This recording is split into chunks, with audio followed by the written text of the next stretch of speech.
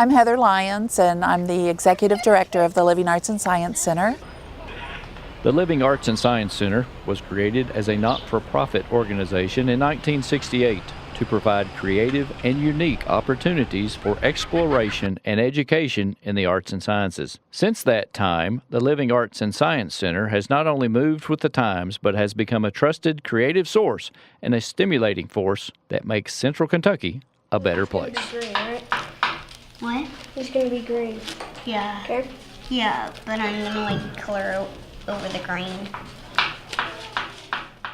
The Living Arts and Science Center is a full-blown educational facility in the arts and sciences. We do all kinds of participatory programs for children and adults, including classes, workshops, field trip programs with schools coming in to our facility. We have outreach programs that go into schools and into public libraries in the arts and sciences. We have a mobile planetarium. And then we do a lot of community events here, like our annual Day of the Dead Festival and our Family Fun Day. We do professional development for teachers. We do after-school programs in many schools with our Science Explorers program. We work a lot with schools that have high percentages of at-risk students. So we're trying to help the schools and increase what they're able to offer during the regular school day. So it's a pretty wide range of programs here at our facility and then out in the community. So somebody tell me what a centriole does. Okay. Does anybody know? You know? Wait, I'll list up the centriole. If they're trying to replicate itself and it loses some of the DNA, it will replicate it so it. Good. Yes, exactly. Well, the groundbreaking was a really exciting day for us. That was our ceremonial groundbreaking to announce that construction is imminent for our expansion and renovation project. On the count of 3, we hit Wes and all photographers. 1, 2, 3.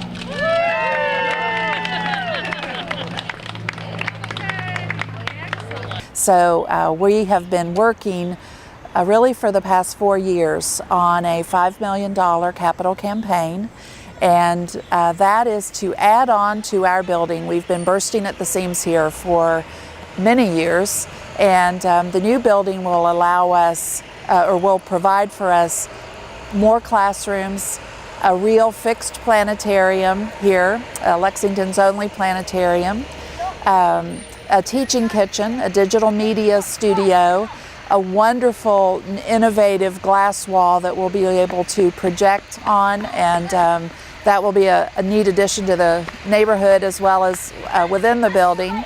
And just a wide range of new programs, and then more room for our existing programs to grow.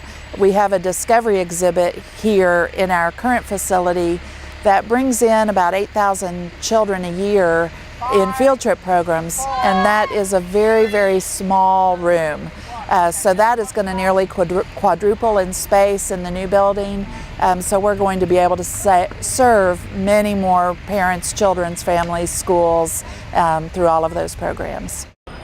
The Living Arts and Science Center is located in the beautiful Kincaid House, a 7,000 square foot brick home built by George B. Kincaid in 1847. The Kincaid House is one of the few antebellum mansions remaining within the northeast quadrant of the original boundaries of Lexington. Kincaid is notable in Kentucky's history in several ways. Kincaid became a distinguished Kentucky lawyer and was appointed Secretary of State in 1846 by Governor Owsley. He was an abolitionist, and in 1850, Kincaid became an attorney for Abraham Lincoln and his wife, Mary Todd. We're currently located in the Kincaid House, which was built in 1847, and it has a really interesting history. It was built by George Kincaid, who was Abraham Lincoln's attorney and was an abolitionist, and after the Civil War, he actually built a lot of housing for freed slaves who were moving into the urban area. This whole area of what's now the East End became known as Kincaid Town.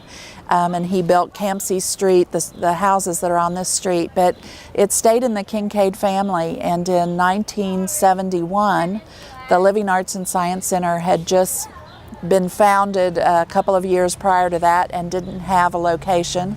And the Kincaid family allowed the Living Arts and Science Center to start using this location.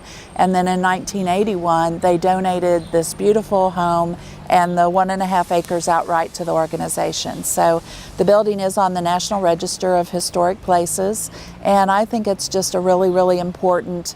We love maintaining this connection to the East End and to downtown Lexington because of that long history that began right here with George Kincaid. Each year, the Living Arts and Science Center presents an extensive and diverse array of programming. One of the things that we do, we have such a busy summer program of classes, and those will be continuing on into August. But once school starts, we also offer classes here on no school days. When Fayette County's out of school, we have classes here from 8 until 5:30, and students can come for any or part of that day. And again, they're participatory classes in the arts and sciences.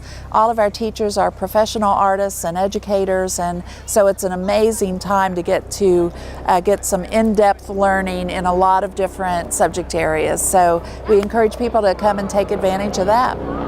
Fun mixing your colors, but just know we don't have like you know, I'd hate for you to mix all your colors to make pretty colors and then not be able to paint them. Well, we certainly invite people to stop by here anytime. We're open about 60 hours a week, so we're open a lot and love people coming to the grounds here and to the building. But we have a website. It's www.lasclex.org. And that has all of our programs ongoing, our classes, our workshops, gallery hop, our art gallery exhibits, everything is on that. And or I invite you to just give us a call, and we're happy to share whatever is going on.